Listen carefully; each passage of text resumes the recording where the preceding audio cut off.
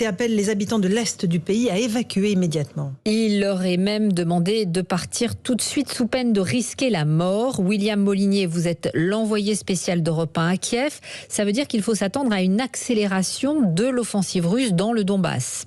Oui, à Severodonetsk, ville industrielle de plus de 100 000 habitants, une dizaine d'immeubles d'habitation est la cible depuis ce matin de bombardements selon le gouverneur de la province. C'est la ville la plus à l'est tenue par l'armée ukrainienne. Le nombre de victimes n'est pas encore connu, mais c'est le signe que les frappes s'intensifient. Kiev a donc décidé en milieu d'après-midi de passer une consigne d'évacuation dans ces territoires.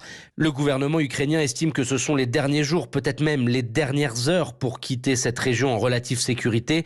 À ce jour, les réseaux ferrés et les liaisons internes continuent de fonctionner comme c'est le cas depuis le début de la guerre.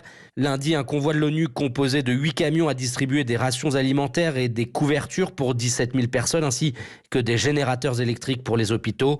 Mais les autorités craignent que ces couloirs humanitaires ne deviennent très rapidement impraticables et qu'ils ne soient coupés par l'armée russe qui concentre désormais son effort militaire dans l'est et le sud du pays. William Molinier, vous êtes à Kiev pour Europe 1. Première réaction de Vladimir Poutine aux images de cadavres dans les rues de Boutcha qui ont indigné le monde entier. Le président russe dénonce une provocation grossière et cynique de l'Ukraine. En France, à présent, rebondissement dans l'affaire